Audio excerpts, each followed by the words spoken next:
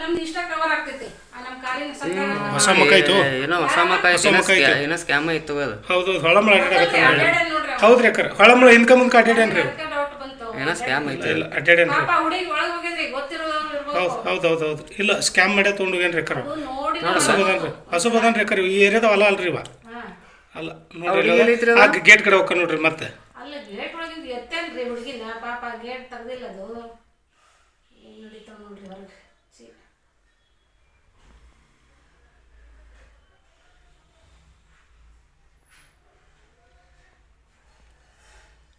ಏನೋ ಸ್ಕ್ಯಾಮ್ ಆಯ್ತು ಅದು. ಓಡೋಗೈತೆ ಪಾಪ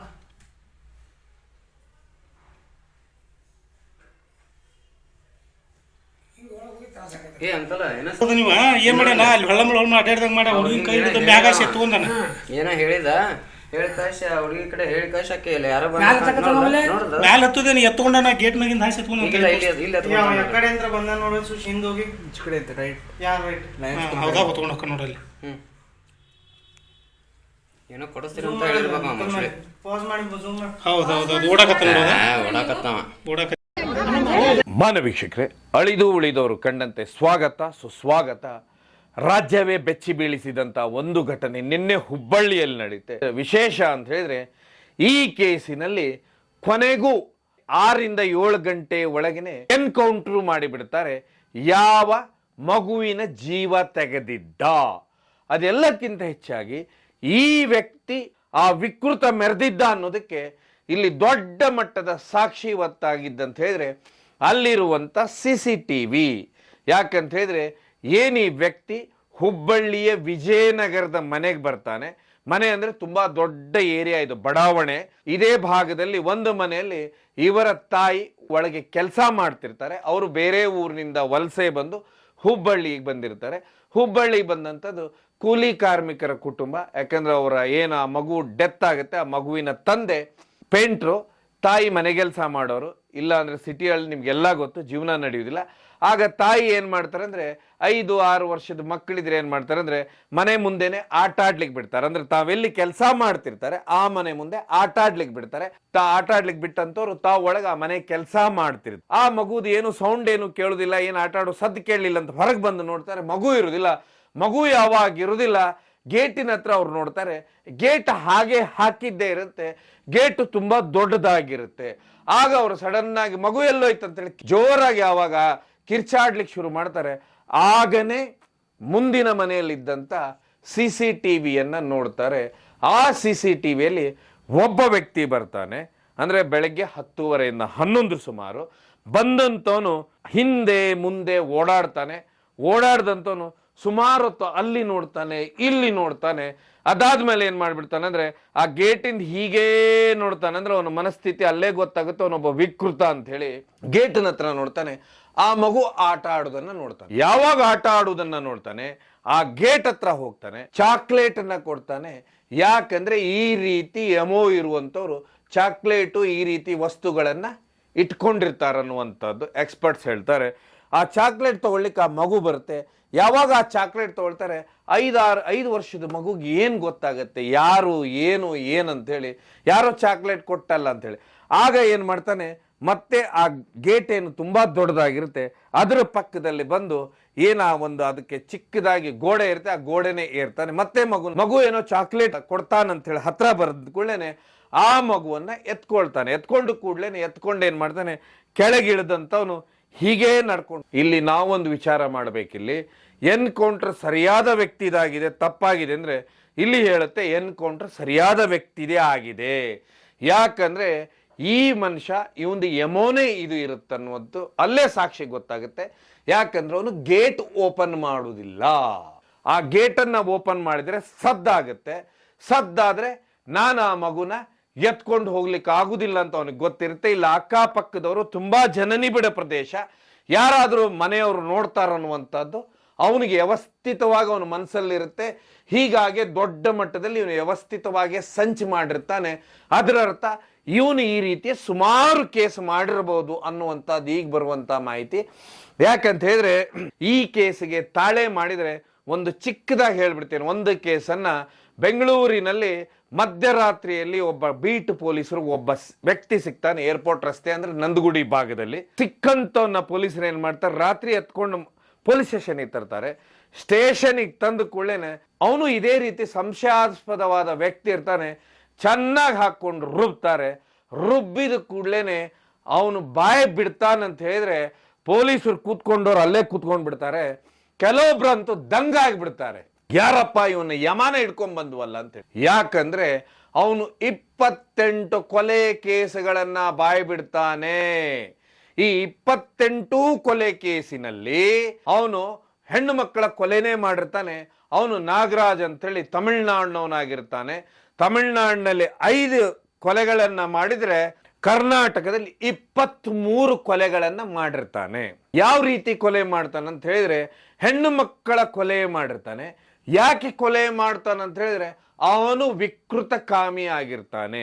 ಇಲ್ಲಿ ಬರುವಂತ ಪ್ರಶ್ನೆ, ವಿಕೃತ ಕಾಮಿಗಳಂದ್ರೆ ಯಾರು, ಕಾಮಿಗಳಂದ್ರೆ ಯಾರು, ಕಾಮುಕರಂದ್ರೆ ಯಾರು, ಅಥವಾ ಸೆಕ್ಸ್ ನಲ್ಲಿ ಇಂಟ್ರೆಸ್ಟ್ ಇರೋರು ಯಾರು ಅನ್ನುವಂಥದ್ದು ಒಂದು ದೊಡ್ಡ ಪ್ರಶ್ನೆ ಬರುತ್ತೆ. ಸೆಕ್ಸ್ ನಲ್ಲಿ ಇಂಟ್ರೆಸ್ಟ್ ಇರೋರು ಅಥವಾ ಸೆಕ್ಸ್ ಮಾಡ್ಬೇಕಂತ ಬಯಸೋರು ಆ ರೀತಿಯ ತಮಗೆ ಯಾವುದ್ಯಾವುದೋ ಜಾಗಗಳಿರ್ತಾವೆ, ಅಂದ್ರೆ ಸೆಕ್ಸ್ ಸಿಗುವಂತಹ ಜಾಗ ಇರುತ್ತೆ, ಆ ಜಾಗಕ್ಕೆ ಹೋಗ್ತಾರಂತವ್ರು ಅವರು ತಮ್ಮ ಆಸೆಗಳನ್ನು ಪೂರೈಸ್ಕೊಂಡು ಬರ್ತಾರೆ. ಆದರೆ ಈ ವಿಕೃತ ಕಾಮಿಗಳಂತ ಯಾರು ಬರ್ತಾರೆ, ಇವರಿಗೆ ಏನು ಒಂದು ಹೆಣ್ಮಗಳು ಅಥವಾ ಯಾರಾದರೂ ಸಿಕ್ಕಿಬಿಟ್ರೆ ಅವರನ್ನ ಫಸ್ಟ್ ಹೋಗೋದು, ಅವ್ರ ಮೇಲೆ ಹೊಡೆಯುವುದು, ಬಡಿಯುವುದು, ಬೇರೆ ರೀತಿಯ ಅವರನ್ನ ಬಳಸ್ಕೊಳ್ಳಿಕ್ಕೆ ಪ್ರಯತ್ನ ಮಾಡೋದು. ಒಂದು ವೇಳೆ ಅವ್ರು ಏನಾದರೂ ಒಪ್ಕೊಳ್ಳಿಲ್ಲ ಅಂದ್ರೆ ಅವರಿಗೆ ಹಗ್ಗ ಹಾಕುವ ಅಥವಾ ಅವ್ರು ಏನಾದರೂ ವೇಲ್ಗೀಲ್ ಹಾಕಿದ್ರೆ ಅದನ್ನೇ ತಗೊಂಡು ಎಳೆದು ಬಿಡೋದು. ಆಮೇಲೆ ಇವರು ಆ ರೀತಿ ಮಾಡುವತ್ತಿಗೆ ಅವರ ಮನಸ್ಥಿತಿ ಸ್ಥಿಮಿತದಲ್ಲಿ ಇರುವುದಿಲ್ಲ. ಯಾಕಂತ ಹೇಳಿದ್ರೆ ಆ ವಿಕೃತವನ್ನ ತೀರಿಸ್ಕೊಂಡು ಆ ಮುಂದೆ ಬಿದ್ದಂತದ್ದು ಹೆಣ್ಣು ಮಗಳು ಅಳುವುದು, ಕಿರ್ಚಾಡೋದು ಅವ್ರ ಮನಸ್ಸಿಗೆ ಖುಷಿ ಅನ್ಸುತ್ತಂತೆ. ಇಂಥವ್ರಿಗೆ ವಿಕೃತ ಕಾಮಿಗಳಂತೇಳಿ ಸೈಕಾಟ್ರಿಸ್ಟ್ ಹೇಳ್ತಾರೆ. ಅದೇ ರೀತಿ ಅವನು 28 ಕೇಸುಗಳನ್ನ ಮಾಡಿರ್ತಾನೆ. ಆಗಲೇ ಅವನಿಗೆ ಗೊತ್ತಾಗೋದು ಈ ರೀತಿನೂ ಇರ್ತಾರ ಅಂತೇಳಿ. ಯಾಕಂದ್ರೆ ಈ ರೀತಿಯ ವ್ಯಕ್ತಿಗಳೇನಂತ ಹೇಳಿದ್ರೆ ಒಬ್ಬಂಟಿಯಾಗಿ ತಿರುಗ್ತಿರ್ತಾರೆ. ಎಲ್ಲಾದ್ರೂ ಏನಾದ್ರೂ 100, 200 ಈ ರೀತಿ ಎತ್ಕೊಂಡೋದಾಗ ದುಡ್ಡು 1000 ರೂಪಾಯಿ ಸಿಗ್ತಾ ಅದನ್ನೇ ತಗೊಳ್ಳೋದು. ಎಲ್ಲಿ ನಿಂತಲ್ಲೇನೆ ಎಲ್ಲೋ ಒಂದು ಇದು ಮಾಡ್ಕೊಂಡು ಈ ರೀತಿ ಎಲ್ಲೆಲ್ಲಾದ್ರೂ ಆಶ್ರಯ ಸಿಗುತ್ತೆ, ಎಲ್ಲಿ ಸೆಲ್ಟ್ರು ಅಥವಾ ಇನ್ನೊಂದಿರುತ್ತೆ ಅಲ್ಲಿ ಮಲಗುವುದು, ಅಲ್ಲಿಂದ ಎದ್ದು ಹೋಗುದು.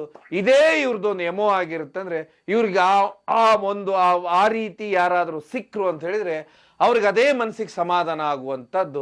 ಇವ್ರನ್ನೇ ವಿಕೃತ ಕಾಮಿಗಳಂತಾರೆ. ಪೊಲೀಸರು ಏನ್ ಮಾಡ್ತಾರೆ, ಆ ವಿಕೃತ ಕಾಮಿನ ಹಿಡಿತಾರೆ. ನಂತರ ಒಂದು ಕೇಳಿ ಅವರೇ ದಂಗ ಆಗ್ತಾರೆ. ಆ ನಂತರ ಇವನು ಎಲ್ಲೆಲ್ಲಿ ಕೊಲೆ ಮಾಡಿದಾನೆ ಎಲ್ಲಾ ಸ್ಟೇಷನ್ ಇಂದು ಆ ಡೆಡ್ ಬಾಡಿ ಅವ್ರು ಕೊಂದಿದ್ದಂತ ಕೊಂದು ಯಾವ ರೀತಿ ವಿಕೃತವಾಗಿ ಕೊಂದಿದಾನ ಅನ್ನುವಂಥದ್ದು ಅಲ್ಲಿ ಕೇಸಲ್ಲಿ ಇರುತ್ತೆ, FIR ಆಗಿರುತ್ತೆ. ಆದ್ರೆ ಯಾರು ಮಾಡಿದಾರಂತ ಗೊತ್ತಾಗುದಿಲ್ಲ. ಕೊನೆಗೆ ಇವನು ಸಿಕ್ಕಾಕೊಳ್ತಾನೆ. ಸೊ ಅಲ್ಲಿವರೆಗೆ ಆಗ್ಲೇ 28 ಕೊಲೆ ಮಾಡಿರ್ತಾನವನು. ಹಾಗಾದ್ರೆ ನಿನ್ನೆ ಸಿಕ್ಕವನು ಏನು ಹುಬ್ಬಳ್ಳಿಯಲ್ಲಿ ಸಿಕ್ಕ, ಈ CCTV ಫುಟೇಜ್ ಏನು ಯಾವಾಗ ನೋಡ್ತಾರೆ ಇವರು, ನೋಡಿದ ಕೂಡಲೇ ಇಡೀ CCTV ಫುಟೇಜ್ ಎಲ್ಲಾ ಕಡೆ ಈ ವ್ಯಕ್ತಿ ಯಾರಂತ ಹೇಳಿ ಕಳಿಸ್ತಾರೆ. ಆಗ ಇಡೀ ವಿಡಿಯೋನು ವೈರಲ್ ಆಗುತ್ತೆ ವಿಜಯನಗರ ಸೈಡು. ಅದ್ರ ಮಧ್ಯಾಹ್ನ ಇನ್ನೊಂದು ಏನು ಘಟನೆ ನಡೆದಿರುತ್ತಂದ್ರೆ, ಆ ಮಗುವನ್ನ ಇನ್ನೊಂದ್ ಕಡೆ ಜನ ಹುಡುಕ್ತಿರ್ತಾರೆ. ಜನ ಹುಡುಕಿದಾಗ ಅದು ತುಂಬಾ ಅಸ್ತವ್ಯಸ್ತವಾಗಿ ಒಂದು ಸೆಡ್ ಅಲ್ಲಿ ಬಿದ್ದಿರುತ್ತೆ, ಮಗು ಬಿದ್ದಿರುತ್ತೆ. ಆಗ ಆ ಮಗುನ ತಗೊಂಡು ಸೀದಾ KMC ಹಾಸ್ಪಿಟಲ್ ತಗೊಂಡು ಹೋಗ್ತಾರೆ. KMC ಹಾಸ್ಪಿಟಲ್ ಅಲ್ಲಿ ಗೊತ್ತಾಗುತ್ತೆ ಅದು ಆಗ್ಲೇನೆ ಕೊನೆ ಉಸಿರು ಎಳೆದಿದೆ. ಅದಾದ ಮೇಲೆ ಏನೇ ವಿಡಿಯೋ ವೈರಲ್ ಆಗುತ್ತೆ. ವಿಡಿಯೋ ವೈರಲ್ ಆದ್ಮೇಲೆ ಈ ಒಬ್ರು ಆಟೋ ಡ್ರೈವರ್ ಬರ್ತಾ ಇರ್ತಾರೆ. ಯಾಕಂದ್ರೆ ಅವ್ರಿಗೊಂದು ತಲೆಯಲ್ಲಿ ಇರುತ್ತೆ, ಸುಮಾರು ಜನರಿಗೆ ಇತ್ತೀಚೆಗೆ ಪಾನಿಪುರಿ ಮಾರುವಂಥದ್ದು, ಅಂದ್ರೆ ಬರೀ ಪಾನಿಪುರಿ ಅಂಗಡಿಗಳಲ್ಲ, ಪಾನಿಪುರಿ ಅಂದ್ರೆ ಒಂದು ಸ್ಟ್ಯಾಂಡನ್ನು ಇಟ್ಕೊಳ್ಳೋದು, ಅದ್ರ ಮೇಲೆ ಒಂದು ಬುಟ್ಟಿ ಇಟ್ಕೊಳ್ಳೋದು, ಅದರೊಳಗೆ ಪುರಿಯನ್ನು ಇಟ್ಕೊಳ್ಳೋದು, ಅದರ ನೀರೇನು ಬರುತ್ತೆ ಆ 2 ನೀರನ್ನ ಇಟ್ಕೊಳ್ಳೋದು. ಹೀಗೆ ಎಲ್ಲಿ ಜನನಿಬಿಡ ಪ್ರದೇಶ ಇರುತ್ತೆ ಅಲ್ಲಿ ಆ ಪಾನಿಪುರಿ ಮಾರುವಂಥವ್ರು ಸುಮಾರು ಜನ ಬಿಹಾರದವ್ರು ಈಗ ರಾಜ್ಯದಲ್ಲಿ ಬೇಕಾದಷ್ಟು ಕಡೆ ಇದ್ದಾರೆ. ಈಗ ದೊಡ್ಡ ಮಟ್ಟದ ಅದೊಂದು ಫ್ಯಾಷನ್ ಆಗಿದೆ. ಹಾಗಾಗಿ ಅವರಿಗೆ ನೆನಪಾಗುತ್ತೆ ಈ ವ್ಯಕ್ತಿ ಎಲ್ಲೋ ಒಂದು ಕಡೆ ನೋಡ್ದಾಗಿದೆ ಅಂತೇಳಿ. ಅವನು ಸಿಗ್ತಾನೆ ಅವ್ರ ಕೈಯಲ್ಲಿ. ಸಿಕ್ಕಾಗ ಏನ್ ಮಾಡ್ತಾರೆ ಅಂದ್ರೆ ಇಡೀ ಜನ ಸೇರ್ತಾರೆ. ಜನ ಸೇರಿದ ಕೂಡಲೇ ಆಗ್ಲೇನೆ ಅಲ್ಲಿಗೆ ಬರುವಂಥವ್ರು ಈ ವಿಜಯನಗರ ಪೊಲೀಸ್ ಸ್ಟೇಷನ್ ಅವ್ರು ಬರ್ತಾರೆ, ತಗೊಂಡು ಹೋಗ್ತಾರೆ. ಸ್ಟೇಷನ್ ಒಳಗೆ ತಗೊಂಡು ಹೋದ ನಂತರ ಇವನ ಇಡೀ ಪೂರ್ವಪರ ವಿಚಾರಣೆ ಶುರು ಆದ ಕೂಡಲೇ ಇವನು ಹೇಳೋದು ರಿತೇಶ್ ಕುಮಾರ್ ಅಂತ ಹೇಳಿ ಅವನ ಹೆಸರು. ಅದಾಗ್ಲೇನೆ ಅವನ ವಯಸ್ಸು ನೋಡಿದಾಗ 32ರಿಂದ 34 ಆಗಿರುತ್ತೆ. ಇವನು ಬೇರೆಯವರ ಸುದ್ದಿ ಪ್ರಕಾರ ಇವನು ಈ ರೀತಿ ಅಂದರೆ ಇವನ ಮನಸ್ಥಿತಿನೇ ಒಂದು ವಿಚಿತ್ರವಾಗಿರುವುದರಿಂದ ಮನೆಯವರು ಬಿಟ್ಟಿದ್ದಾರೆ. ಇವನು ರಸ್ತೆ ಅಲಿಯೋದು ಈ ರೀತಿಯ ಕೆಲಸ ಮಾಡಿಕೊಂಡು ತಿರುಗ್ತಾ ಇರೋನು ಹೇಳ್ತಾರೆ. ಇದೆಲ್ಲದಕ್ಕಿಂತ ಹೆಚ್ಚಾಗಿ ಅಲ್ಲಿ CCTVಯಲ್ಲಿ ನೋಡಿದಾಗ ಇವನು ಆ ರೀತಿ ಮನಸ್ಥಿತಿಯವನಲ್ಲ, ಇವನು ಈ ರೀತಿ ಕೆಲಸ ಮಾಡುವಂಥ ಎಮೋದವನೇ ಅಂತ ಗೊತ್ತಾಗುತ್ತೆ. ಯಾಕಂತ ಹೇಳಿದ್ರೆ ಅವನ ಆ ಗೇಟ್ ಮುಂದೆ ಆ ಒಳಗೆ ಆಟ ಆಡೋ ಮಗುವನ್ನು ನೋಡಿದಾಗ ಅವನ ಮನಸ್ಥಿತಿ ಹಿಂದೆ ಮುಂದೆ ಹೋಗುವುದು, ಅವನಲ್ಲಿರುವಂಥ ಆ ಚಂಚಲತೆ, ಅವನು ಒಟ್ಟಾರೆಗ ಆ ವಿಕೃತ ಮನಸ್ಸು, ಆ ಪೂರ್ತಿ CCTVನೇ ಆ ಕತೆ ಹೇಳುತ್ತವನೇ ಯಾವ ರೀತಿ ಮನಸ್ಥಿತಿ ಇರ್ಬೋದು ಅಂತೇಳಿ. ಅದಾಗ್ಲೇನೆ ಪೊಲೀಸ್ ಅಲ್ಲಿರುವಂಥ ಏನು ಎನ್ಕೌಂಟರ್ ಮಾಡಿದಂಥ ಅಲ್ಲಿಯ PSI ಏನಿದ್ದಾರೆ ಅವರು ಇವನ ವಿಚಾರಣೆಯನ್ನ ಪ್ರಾರಂಭ ಮಾಡ್ತಾರೆ. ವಿಚಾರಣೆ ಮಾಡಿದಾಗ ನಿಮ್ಗೆಲ್ಲ ಗೊತ್ತಾಗುತ್ತೆ, ಅವ್ರಿಗೆ ಗೊತ್ತಾಗ್ಬಿಡುತ್ತೆ ಇವನೇ ಈ ಕೇಸಲ್ಲಿ ಇದ್ದಂಥವನು. ಯಾರು ಇವನು ಅಲ್ಲಿಂದ ಎತ್ಕೊಂಡು ಹೋಗ್ತಾನ ಮಗುವನ್ನ, ಎತ್ಕೊಂಡು ಹೋದವನು ಇಂಥವ್ರಿಗೆಲ್ಲ ಈ ರೀತಿ ಓಡಾಡೋರಿಗೆ ಪಾಳು ಶೆಡ್ ಎಲ್ಲಿದೆ ಏನಿದೆ ಎಲ್ಲ ಗೊತ್ತಿರುತ್ತೆ. ಶೆಡ್ಡಿಗೆ ತೊಗೊಂಡು ಹೋದನು ಅವನ ವಿಕೃತವನ್ನ ಮೆರಿಲಿಕ್ಕೆ ಹೋದಾಗ ಅದನ್ನು ಹೇಳುವಾಗಿರುವುದಿಲ್ಲ. ನಿಮ್ಗೆಲ್ಲ ಗೊತ್ತಿರ್ತಿದ್ರ ಬಗ್ಗೆ. ಮಕ್ಕಳು ಕಿರ್ಚಾಡ್ಲಿಕ್ಕೆ ಶುರು ಮಾಡ್ತಾರೆ. ಕಿರ್ಚಾಡ್ಲಿಕ್ಕೆ ಶುರು ಮಾಡಿದಾಗ ಆ ಮುಗ್ಧ ಮನಸ್ಸುಗಳ ಏನು ಗೊತ್ತಿರ್ತಾವೆ ಜೋರಾಗಿ ಕಿರ್ಚಾಡ್ಲಿಕ್ಕೆ ಶುರು ಮಾಡ್ತವೆ. ಆಗ ಇವ್ರು ಮಾಡುವಂಥದ್ದು ಬಾಯಿ ಮೇಲೆ ಕೈ ಇಡ್ಲಿಕ್ಕೆ ಹೋಗ್ತಾರೆ. ಬಾಯಿ ಮೇಲೆ ಕೈ ಇಡ್ಲಿಕ್ಕೆ ಹೋದಾಗ ಪಾಪ 5 ವರ್ಷದ ಮಕ್ಕಳಂದ ಮೇಲೆ ಅದು ಏನಾಗುತ್ತೆ ಅಂತ ಹೇಳಿದ್ರೆ ಉಸಿರು ಚೆಲ್ಲಿ ಬಿಟ್ಟಿರುತ್ತೆ. ಅದಾಗ್ಲೇನೆ KMC ಡಾಕ್ಟರ್ಸು ತೊಗೊಂಡೋದಾಗ ಇದು ಹೇಳ್ತಾರೆ. ಇದಾದ ಮೇಲೆ ಇಲ್ಲಿ ಪೊಲೀಸ್ ಸ್ಟೇಷನ್ನಲ್ಲಿ ಇವನ್ನ ಹಿಡ್ಕೊಂಡು ಬಂದು ಒಳಗೆ ಹಾಕಿರ್ತಾರೆ. ಜನ ಏನಂತ ಹೇಳಿದ್ರೆ ಈಗಾಗಲೇ ಹುಬ್ಬಳ್ಳಿ ಜನ ನಲುಗಿ ನೊಂದಿ ಹೋಗಿದ್ದಾರೆ. ಒಂದು ನಿಮ್ಗೆ ಗೊತ್ತು, ನೇಹ ಹತ್ಯಾ ಕೇಸನ್ನು ನೀವು ಕೇಳಿರ್ತೀರ, ಆ ನಂತರ ಅಂಜಲಿ ಪ್ರಕರಣವನ್ನು ಕೇಳಿರ್ತೀರ. ಇದೆಲ್ಲದಕ್ಕಿಂತ ಮಧ್ಯೆ ಈ ಪ್ರಕರಣ ಅಂತೂ ಇನ್ನೂ ದೊಡ್ಡ ಮಟ್ಟದ ಅಂದರೆ ವಿಶ್ವಾಸನೆ ತೆಗೆದು ಹೋಗುವಂತ ಈ ಘಟನೆ ಯಾವಾಗ ನಡೆಯುತ್ತೆ ಆಗ ಸಿಕ್ಕಾಪಟ್ಟೆ ಜನ ಸೇರಿ ದೊಡ್ಡ ಮಟ್ಟದ ಸ್ಟ್ರೈಕ್ ಅನ್ನ ಶುರು ಮಾಡ್ತಾರೆ. ಯಾವಾಗ ದೊಡ್ಡ ಮಟ್ಟದ ಸ್ಟ್ರೈಕ್ ಅನ್ನ ಶುರು ಮಾಡ್ತಾರೆ ಆಗ ಇವನ ವಿಚಾರಣೆ ಮಾಡ್ತಾರೆ. ವಿಚಾರಣೆ ಮಾಡೋ ಹೊತ್ತಿಗೆ ನಿಮ್ಗೆ ಗೊತ್ತು, ವಿಚಾರಣೆ ಮಾಡುವಂತ ಅಧಿಕಾರಿ ಯಾವ ಮನಸ್ಥಿತಿಗೆ ಬರ್ಬೇಕು. ಯಾಕಂತ ಹೇಳಿದ್ರೆ ಅವರು ರಾಜ್ಯದ ಹಿರಿಯ ಅಧಿಕಾರಿಗಳು ಉತ್ತರ ಕೊಡಬೇಕು. ಇದೆಲ್ಲದಕ್ಕಿಂತ ಹೆಚ್ಚಾಗಿ ಇವನು ಮಾಡಿರುವಂತ ಕೃತ್ಯ ಇದೆಲ್ಲ ಅದನ್ನ ಯಾರು ಏನು ಕ್ಷಮಿಸ್ಲಿಕ್ಕೆ ಸಾಧ್ಯ ಇಲ್ಲ. ಇನ್ನು ಅದಕ್ಕೆ ಏನ್ ಮಾಡಿದ್ರೆ ಅಂದ್ರೆ ಇವನ ಮೂಲ ಏನು ಅಂತ ಹೇಳಿ, ಇವನು ನಿಜವಾಗ್ಲೂ ಇದೇ ಏರಿಯಾದವನ ಏನು, ಇವನು ಎಲ್ಲೆಲ್ಲಿ ಕೆಲಸ ಮಾಡಿದಾನೆ ಅಂತೇಳಿ ಕರ್ಕೊಂಡು ಹೋಗ್ತಾರೆ. ಕರ್ಕೊಂಡು ಹೋದಾಗ ಇವನ ತಾರಿಹಾಳ ಅಂತ ಹುಬ್ಬಳ್ಳಿಯ ಹೊರಭಾಗ, ಆ ತಾರಿಹಾಳದ ಪಕ್ಕದ ಒಂದು ಏರಿಯಾ ಅಂದ್ರೆ ನಿರ್ಜನ ಪ್ರದೇಶ. ಈ ರೀತಿ ವಿಕೃತ ಮನಸ್ಥಿತಿ ಇರುವಂತವನು ಈಗ ಪೊಲೀಸರು ಹೇಳೋ ಪ್ರಕಾರ ಪೊಲೀಸರ ಮೇಲೆ ದಾಳಿ ಮಾಡ್ತಾನೆ. ಕಲ್ಲೆಸೆಯುವುದು ಇನ್ನೊಂದು ಎಲ್ಲ ದಾಳಿ ಮಾಡಿ ತಪ್ಪಿಸ್ಕೊಳ್ಳಿಕ್ಕೆ ಹೋಗ್ತಾನೆ. ಹೀಗಾಗಿ ಪೊಲೀಸ್ ಇನ್ಸ್ಪೆಕ್ಟರ್ ಅಂತ ಹೇಳಿದ್ರೆ ಅದಾಗ್ಲೇನೆ ಇವನು ಮಾಡಿದ ಕೃತ್ಯಕ್ಕೆ ವ್ಯಕ್ತಿಯನ್ನು ನೋಡಿದ್ರೆ ಅಸಹ್ಯ ಅನ್ನಿಸ್ತಾ ಇರುತ್ತೆ ಇಂಥ ವ್ಯಕ್ತಿಗಳನ್ನು ನೋಡಿದಾಗ. ಯಾಕಂದ್ರೆ ಹೀಗಾಗಿ ಅವರು ಮೊದಲೇ ಮಹಿಳೆ ಇನ್ಸ್ಪೆಕ್ಟರು. ಹೀಗಾಗಿ ಮೊದಲು 3 ಗುಂಡನ್ನ ಮೇಲ್ ಹಾರಿಸ್ತಾರೆ, ನಂತರ ಇವನ ಕಾಲಿಗೆ ಹೊಡಿತಾರೆ, ನಂತರ ಬೆನ್ನಿಗೆ ಹೊಡಿತಾರೆ, ಎದೆಗೆ ಹೊಡೆದ ನಂತರ ಆಮೇಲೆ ಆಸ್ಪತ್ರೆಗೆ ಹೊತ್ಕೊಂಡು ಹೋದಾಗ ಅದಾಗ್ಲೇನೆ ಅವನು ಕೊನೆ ಉಸಿರು ಎಳೆದಿರ್ತಾನೆ. ಇನ್ನು ಮುಂದಷ್ಟೇ ಗೊತ್ತಾಗಬೇಕು ಇವನು ಯಾರು ಏನು. ಇವನು ನಿಜವಾಗ್ಲೂ ಈ ಭಾಗದಲ್ಲಿ 3 ತಿಂಗಳಿಂದ ಕೂಲಿ ಕೆಲಸ ಮಾಡ್ತಾ ಇದ್ನ, ಅಥವಾ ಇವನೇನಾದ್ರೂ ಇದೇ ರೀತಿ ಇತ್ತೀಚೆಗೆ ಇದೊಂದು ಪಾನಿಪುರಿ ಮಾರುವಂತ ಏನು ಹೊಸ ಫ್ಯಾಷನ್ ಇದೆ ಆ ರೀತಿ ಪಾನಿಪುರಿ ಮಾರುವನ ಅಂಥೇಳಿ ಇನ್ನು ಮುಂದಷ್ಟೇ ಅವರ ಊರಿನಿಂದ ಬಂದ ಮೇಲೆ ಗೊತ್ತಾಗಬೇಕು. ಯಾಕಂತ ಹೇಳಿದ್ರೆ ಒಂದು ವೇಳೆ ಈ ಕೇಸ್ ಏನಾದರೂ ಏನಂತ ಹೇಳಿದ್ರೆ ಈ ಕೇಸು ಇನ್ನು ವಿಚಾರಣೆ ಅದು ಇದು ಅನ್ಕೊಂಡು ನಿಮ್ಗೆಲ್ಲ ಗೊತ್ತು ಮಂಗಳೂರು ಭಾಗದಲ್ಲಿ ಒಂದು ಉಳಾಯಿಬೆಟ್ಟು ಕೇಸ್ ಆಗುತ್ತೆ. ಈ ಕೇಸಿನಲ್ಲೂ ಸುಮಾರು 4 ಜನ ಸೇರಿ ಅಂದ್ರೆ ಒಬ್ಬ ಹೊರಗೆ ಕಾವಲಿದ್ದು ಇನ್ನು 3 ಜನ ಸೇರಿ ಇದೇ ರೀತಿ ತಮ್ಮ ಜೋಡಿ ಕೆಲಸ ಮಾಡುವಂತ ಮಗುನೇ ಇದೇ ರೀತಿನೇ ಮಾಡ್ತಾರೆ. ಆ ಕೇಸಿನಲ್ಲಿ ಆ 3 ಜನರಿಗೆ ಗಲ್ಲು ಶಿಕ್ಷೆ ಆಗುತ್ತೆ. ಯಾಕಂತ ಹೇಳಿದ್ರೆ ಯಾರು ಈ ರೀತಿ ಅದು ಕ್ಷಮಿಸಲಾರದ ಅಪರಾಧ ಅಂಥೇಳಿ ನ್ಯಾಯಾಂಗಕ್ಕೂ ಗೊತ್ತಿರುತ್ತೆ.